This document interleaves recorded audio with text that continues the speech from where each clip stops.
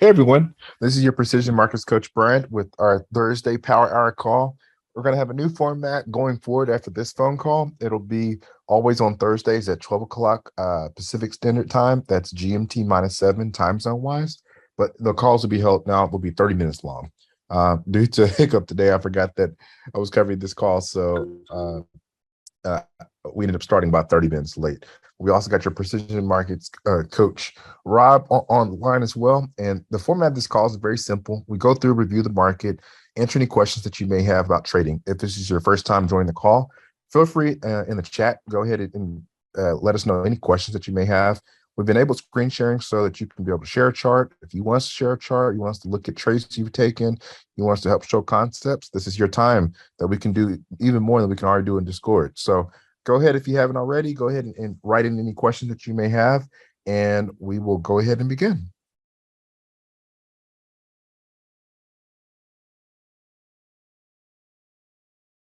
All right, guys and gals, what kind of questions do you have? Anybody taking trades today they want to review or go through? Anybody have any kind of other questions about any concepts? This is your dedicated time, so just let us know how we can help. Hey there.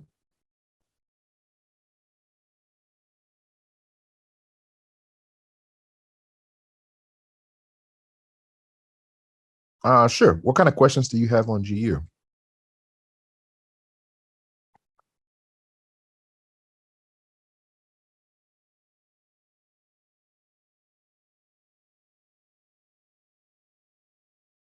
Do you want to share your trade with us?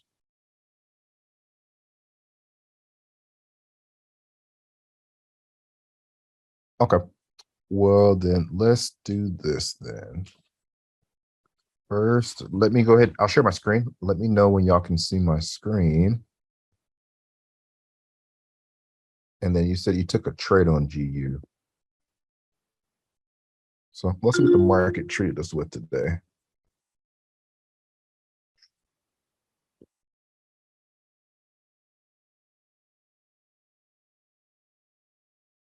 All right. So currently, this is how I'm kind of looking at GU from a market structure standpoint. We got basically price made a lower low here, price made a lower high, and then it broke this lower low and made a strong move downward back about a couple weeks ago, back at the end of September. And so price came up directionally into a spot where it looked like it tried to make a lower high. So it made a lower low to a lower low, lower high to a lower low, attempted to try to make a lower high. Now this move kind of failed.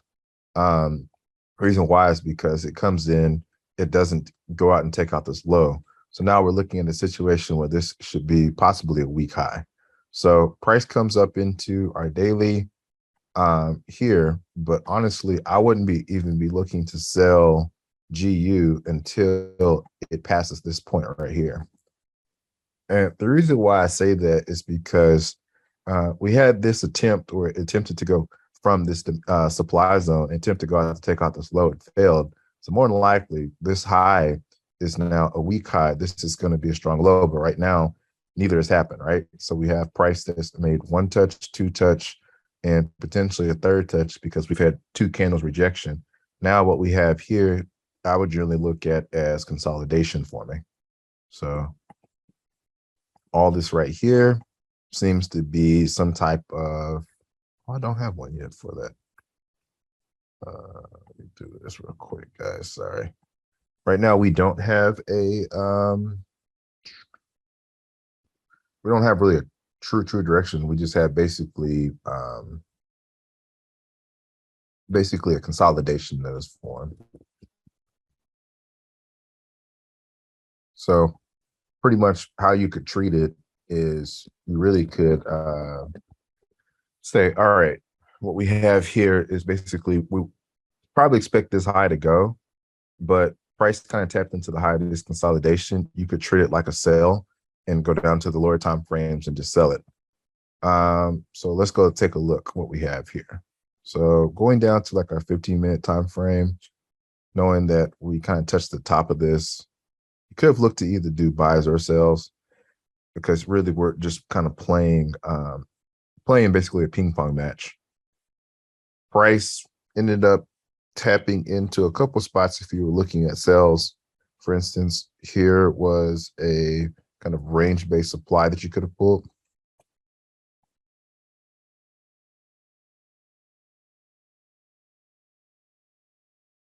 And this would have been, for instance, what you could have looked at for if you were looking for the do sales. If you were looking for buys, you could have also pulled this part right here. So when price made this move kind of after the New York, getting closer to the New York Open, and this was the move. I think it was filled by news. So this is where they had the manufacturing index and housing starts numbers, housing permits numbers. You also had, if you were looking at it from if you're looking from a London Open, the kind of London time, London market, you also had a break here. You could have used this as a demand zone for you to go forth with. So price broke here, and you could have caught different buy entries going up. This would have made you a good sell, knowing that, for instance, this was the last demand zone that put in this high. And if it was going to take out this demand zone, you could have taken your sell entries to go all the way down past here. Let's also take a look inside, looking at basically in the entries part. So I'll go down to 1 minute and take a look, see what we get. So price made its last shock, its last kind of push right here. So then when price broke at this area, you had a chalk. So you could have looked for your entry zone somewhere from this high all the way going down to this low. Price comes back in into this area. If you had set a limit somewhere within this area, and say, for instance, you took this kind of last push, this is the push that pushed down and reacted to it. So I would have really looked at somewhere around this candle. So this would have been my supply. I could have looked at. Then here, if you put your limit here, covered a little bit more for spread because GU, this would have been a large stop loss because this would have been 8 pips, but your trade could have gone on and you could have set your targets right here to the M15 low. That would have given you a nice 10R trade on GU this morning. And then this is going from starting, see, 7 o'clock for me is the New York Open. So it would have been about a trade about an hour after New York Open, but it would have gone down and pushed down. You could have held it all day, and this would have been an easy 15R entry. If you had been looking at some of your buy trades, so thinking of the different ones that you had from our different demand zones that we pulled, price ended up breaking here. So price ended up having its last kind of high broken here. So here was the last kind of low it put in. It chalked here, going right back into your demand zone. Then price ended up making yet a new chalk right here. So here's where it's chalked again. And so here we have yet another chalk. When we talk about what was the move, here was kind of a reaction to the supply where we have this kind of doji candle. So I would have used this and pretty much the candle next to it. I'm gonna use all of this to be kind of the reaction zone. So here on the daily, you have, here you have a demand zone for M1. And so price ended up coming to place in this new high. From a pricing perspective, it also was priced in our discount area, which was really good. So if you put your limit order in here and set a limit right for when it touches there, cover a little bit more for spread. Once again, yes, this would have had a 7 pip stop, huge stop, but your trade, you could have held all day and it could have held at least to the supply high. And if it just touched the supply high, you're looking at a 12-hour trade. When it goes up to kind of the edge of that supply, you're looking at 15R. And especially, you could have also added in additional entries, right? And so the reason why I say that is that, all right, here we have this return back into our demand zone that we had. breaks here, breaks here. So now the next break that we have, this would be a BOS into our demand zone. So now you could look to say, all right, I want whatever the first high that was taken. And for the first high, we have this. So here we have a shock.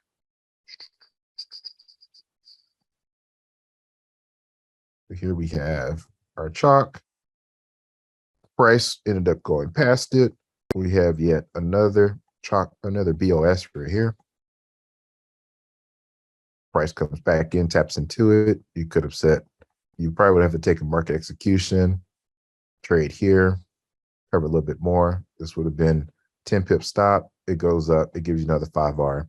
So you could have caught this 15R on the way up. You could have added in additional scale in, catch another 5R, close out both trades for 20R here, then turn around and catch it going on the opposite direction and going for almost another 15R. So this could have been a 35R day just by catching those three simple entries. Does that make sense?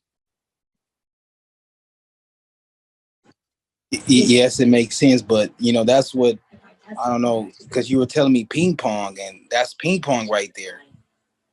It is, if you took away your directional bias. And the reason why I said that, bro, is because on the daily, it's really not moving anywhere. It's moving in more of a consolidation. It's not moving in a directional bias. So when you have a consolidation, you got two options. Either you take sells at the highs, you take buys at the lows, or you just kind of avoid it. So it's two different ways that you can approach it.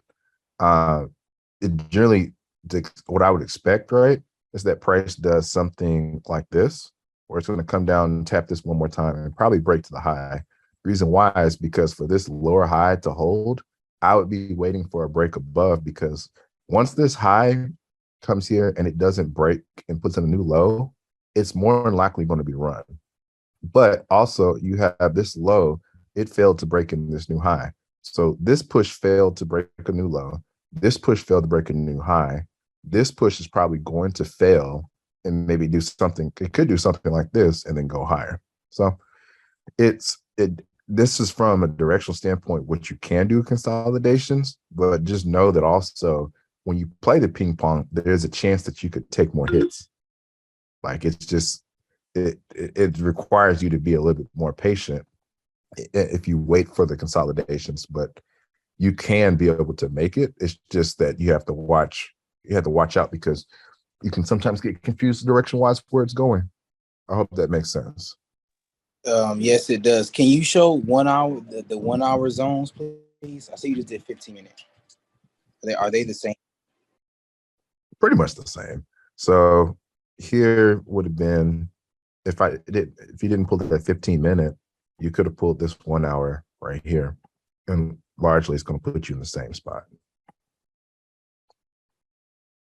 It still would have been going to the same thing. Now, what you wouldn't have gotten is probably this demand zone down here. You wouldn't have gotten this tap, but you would have waited for the supply to hold. Does that make sense? Yeah, okay, I see it. Okay. So is it okay if I put I do a 1 hour zone and I can still do a 15-minute zone inside the 1 hour zone just to see it? You can. I don't find that there's much benefit for that though, because well, I mean, you can refine your zone. So you could have made it and said, okay, if that's my 1 hour, here's like the 15-minute version of that 1 hour zone. But they're so close together, it doesn't make much of a difference. Like you'll notice I go from like daily to 15-minute or 1 hour simply because you like when this move is made, like in this move going down, you want to go to a time frame where on this move that's going down looks like market structure on the lower time frame, right? So what I mean by that, let me show you. We're just going to look just at this downward move, right? If I go down to the 4 hour, it's a little bit, but it's not really much kind of difference in movement. You can kind of see it, kind of don't. But when I go to the 1 hour, I don't have market structure turned on for this. Let me do this real quick. Let me turn on. All right. You can clearly see the impulsive lows to highs, lows to highs, lows to highs, lows to highs, lows to highs, higher high. And you can see more impulses in correction moves as it comes down. But we're looking all at the same type of move, right? I'm gonna go down to 15-minute. On 15-minute, it's even more that you can see those same moves across the same direction, right? So you can see more. What do you got going on Euro? I've seen Euro arm go off so many times. You got a secret trade you're hoarding? It's probably tapped into the old zone that I haven't turned off because I just leave my alerts going all day. It tapped into it tapped into that demand that where I wanted to take a buy from. I had already done for the day. But pretty much you see these impulses, Perry, right? Like you can see the impulses much stronger. So that's why I kind of look like if you're going to, like, for instance, if you used the 4 hour for your market structure, I wouldn't recommend going to the 1 hour. I'd recommend putting more gap between them. That's why like 4 hour and 15-minute work so close together because they're a really good pairing. Same reason why I use daily and 1 hour because they end up making a good pairing. I take my POIs off of 15-minute because it's like tighter points of interest, more points of interest, tighter areas I'm looking at, and it's still within the same impulse. Does that make sense? Yeah, and so you do 15-minute zones, right? Not pivots. No, I don't do pivots on 15-minute because that's too small of a time frame for a daily movement. But I do 1 hour pivots. I use 1 hour 15-minute zones. I just prefer 15-minute. If I had to wait for 1 hour zones, I'd be waiting all day for one zone to be hit. And that I don't have that kind of patience. Okay, I got it. Thank you. My patience is not set up like that. I am not going to try to pronounce your name because I will fail to pronounce it correctly. Do you want to talk about the trade that you took on EH? What's this called? Euro what? Euro something. Euro NZD.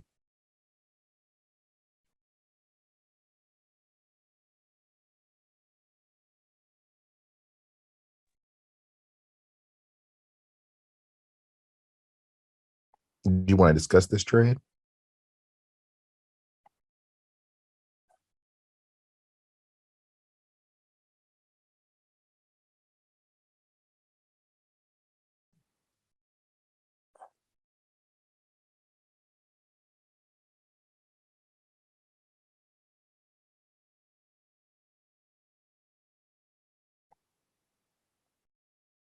Okay. Any other questions, guys? You also use weekly cycle and session timings. So, yeah, I mean, I think I'll use it to a degree. Session timings to me is very important. Essentially, once you get to a certain point, you begin to realize that the market moves in a certain type of ways, right? So we'll go to GU. Anything that's in this light blue, that's the Asian session. Anything in the purple is London. Anything in red is New York. Although I did mess up something here. Yeah, I surely did. Okay. 1 second, let me change something.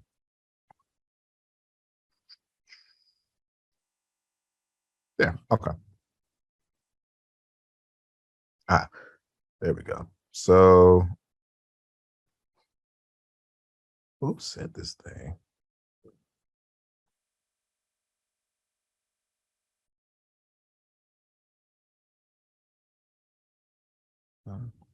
Sorry, 19.5. Okay, there we go. All right. So, pretty much, you got your Asian session starts pretty much at 4 o'clock.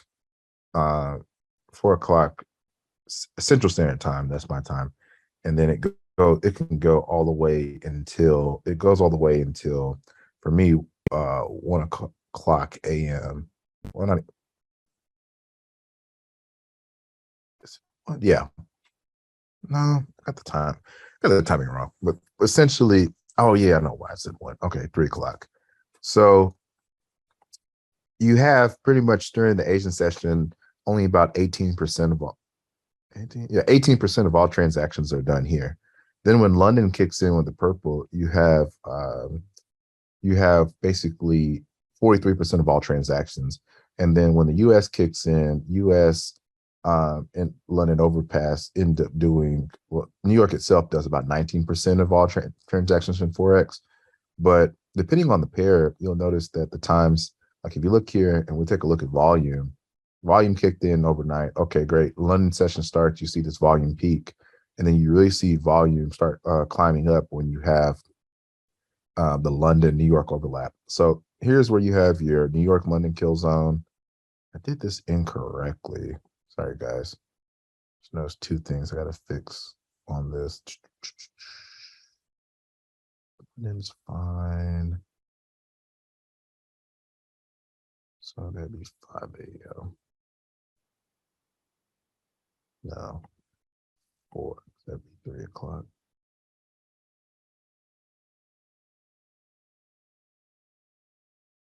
Basically, what I was trying to show you is that you have the Asian London overlap. It's supposed to end right here. It didn't. But as you'll notice between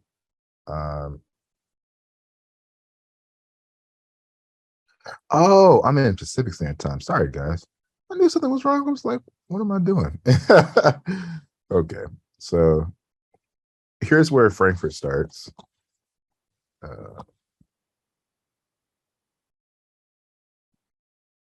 And then you have the London start here. So I'm going to write these so that y'all have them. Frankfurt open. You got London open. This is the end of London kill zone. Then this is the New York open.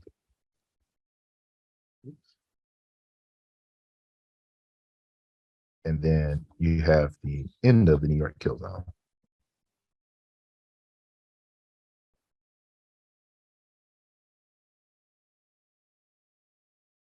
So if you look at volume, today was kind of an anomaly because we keep having these moves happen.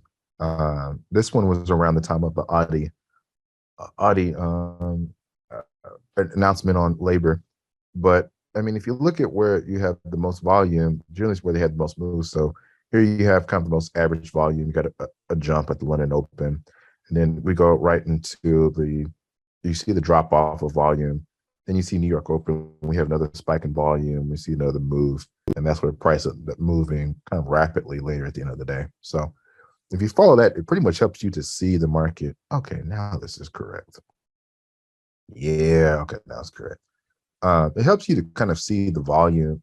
The volume helps you kind of visualize and knowing exactly what things, where you can find the most trade opportunities. Like your best opportunities tend to come from being in part of one of the 2 kill zones. So it helps you to really kind of see and visualize this when you kind of add volume to it and know that, all right, if I'm looking for trades and trades to move, generally it happens during those times. Now, that yesterday wasn't really a good example because we had so much movement during the Asian session.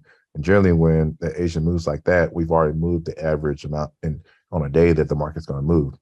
So if you look at, for instance, the previous day, didn't move much during the Asian session. We get to the Frankfurt Open, price moves down a little bit. We get to some of the highest volume period, which is right here during the London session, boom, we have a strong move down. We get into the New York kill zone, we have another consistent move down. And then we end the day, once we end the kill zone, notice how every time once we end the New York kill zone, notice how the candles begin to consolidate and price begins to move sideways. It's no shocker, really. It's not really a surprise. Like the volume, when the volume leaves, the market doesn't move. So you're going to get your best trades within those. And if you kind of understand how the market moves, you understand that there's kind of waves and phases, right? So the market makes impulsive moves, it makes corrective moves. Depending on what you have direction-wise, it's help you to figure out where is your most likely trade idea that you can be able to pull from. I hope that helps.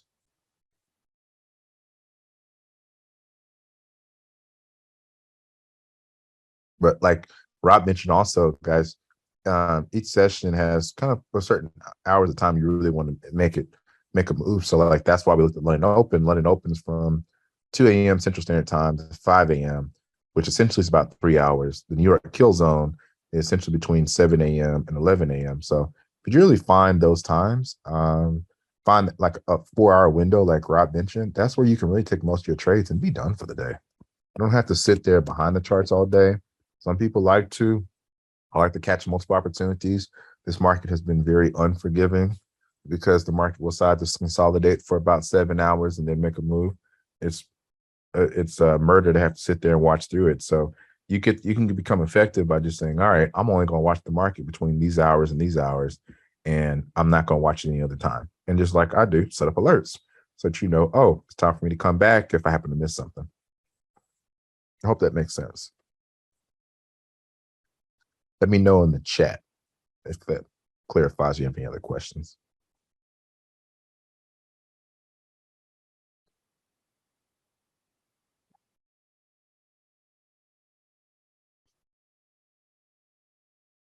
Yeah.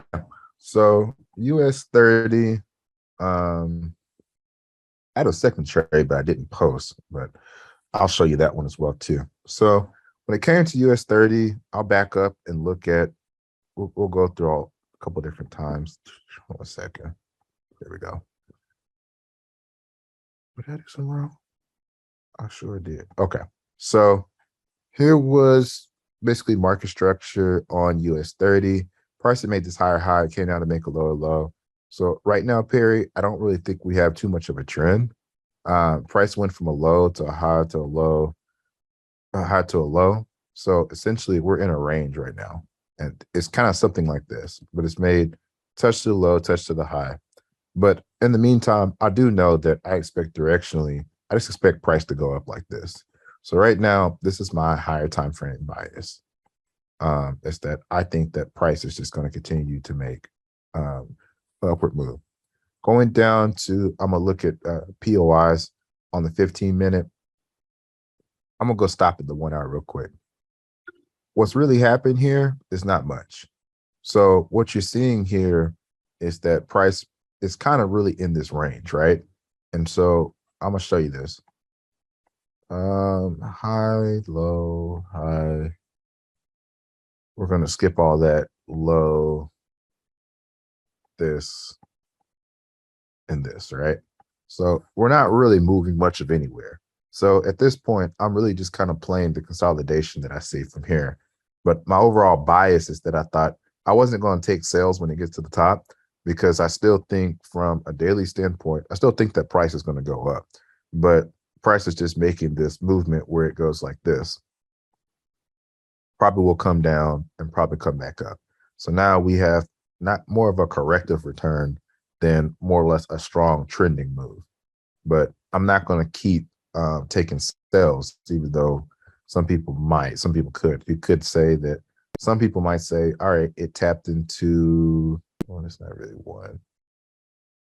Some people might believe it taps into this supply right here. But I'm still going to treat the market as going up, regardless of it. And if it, for instance, comes down all the way down here, I would wait and still take a buy going up to here. So going back to the 15-minute, what did I see? Started out the morning where price had made this demand right here. So here was the demand zone that I had, first demand zone I had pulled. I woke up for the Frankfurt Open, which is here.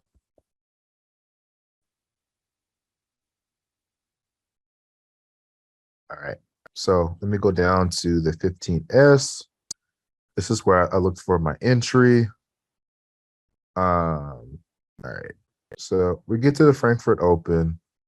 Price was generally moving sideways. So here, this was more of a consolidative move after it came down into price really strongly in what I would consider a downtrending move. Saw this first entry right here that could have taken, avoided this trade, so I didn't take this one.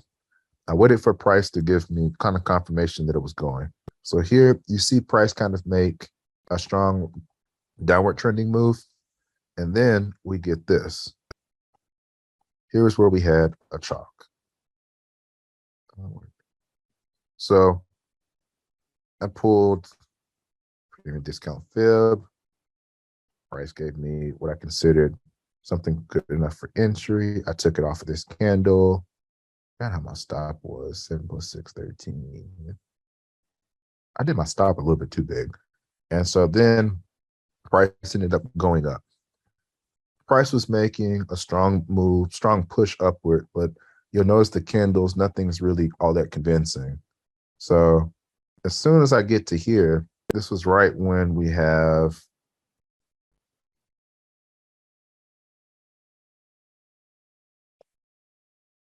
and this was the London Open. So as soon as we get to the London Open, even before it, price begins to move sideways, makes a shake down, makes a shake up. I said, you know what? I'm good. I got out.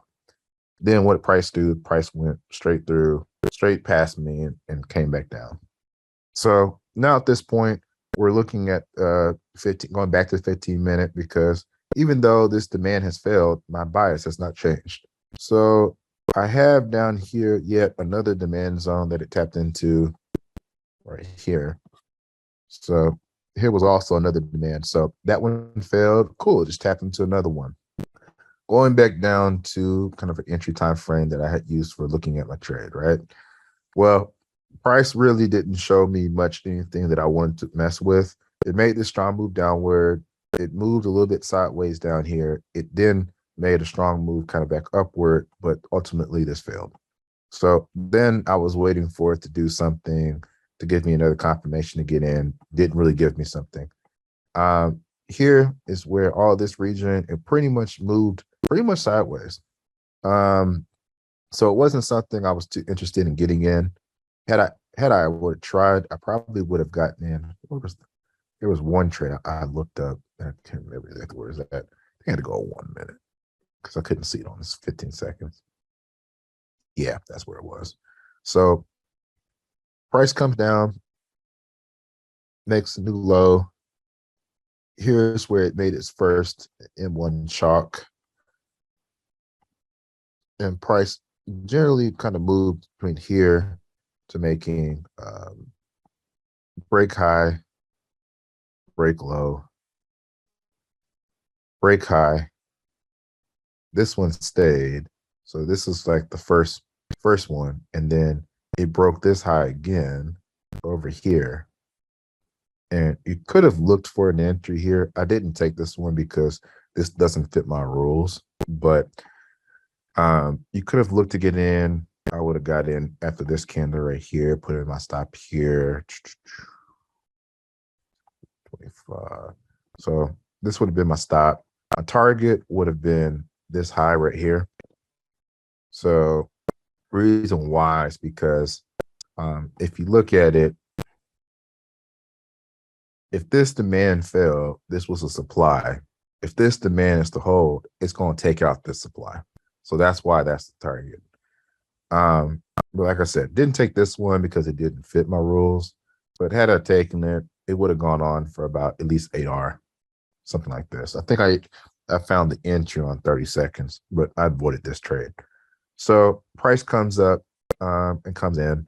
The next place I was looking at that I ended up taking another trade on, but I didn't post it yet. I pulled this demand right here. And the reason why is because this demand ultimately was this area of demand. I mean, really, it was all this. But I made my zone refined because I only wanted to take a smaller pivot. Since it took out this high right here, then that means that it would come back and tap to this demand. And my expectation at the time was for it to do something like this, right? Only thing was we had news that happened right here. So at 7:30, I'm gonna mark out these two for y'all real quick. New York Open.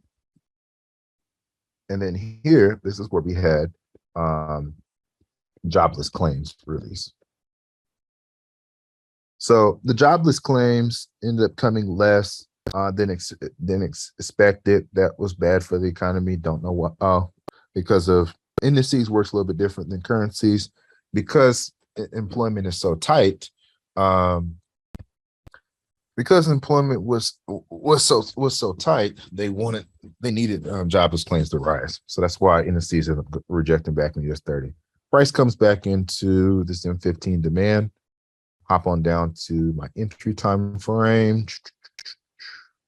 All right, so it made the first touch, didn't really go. So here we have a strong move kind of going down back into our demand. Where's the tool at? Oh, okay. Sorry, guys, these Zoom controls are in my way. All right, so somewhere around here, we get a chalk. Doesn't give me confirmation to take, but here, this is where I get the stronger chalk I'm looking for. With that, decide to, it breaks here, it comes back in. I get strong enough break for me to use. Six up, okay. Price goes up. Think that I'm almost about to get it, but if you look left, this was a high point, right? So I always say pay attention to these areas that you have. So here was like pretty much the last high. This is just the area that you should pay attention to. What I see price do when it gets to this area, I see price consolidate and move sideways. Because of that, I close the trade. Also, you have to take in mind of where you are. 830, this is the NASDAQ open. So 830, the market always about to move crazy, do something crazy. So because of that, I have to wait a few minutes for the market to calm down. But we also get something we're looking for. Get a strong push down right here. The market ends up making a chalk right here, but I'm really waiting to see where it makes a strong push out of it. It makes a push out of our trend. We get a second BOS right here. Price comes in, and simply at this point, I have a strong enough move for me to consider a second entry. Boom, right here. 27, 6 would be 35. And then bam, from here, my target was at least going above these highs, but I went ahead and it's targeted for a 10R. Closed it about close enough because I started seeing consolidate. So yeah, I didn't showcase my last two trades on US 30 yet. I had drawn it. I've been doing other stuff. But yeah, these were the three trades I took on US 30 today. Can you go to the 1 minute time frame, please? Yeah. Mm-hmm.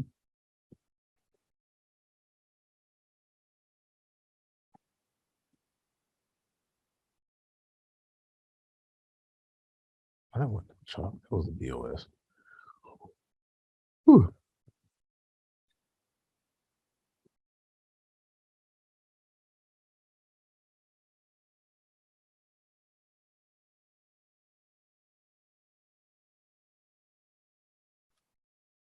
Need me to explain anything? Oh, no, it's good. I'm just looking. Thank you. Mm-hmm. No problem. Any other questions, guys? Any other questions? Any other trades or anything that y'all want to see?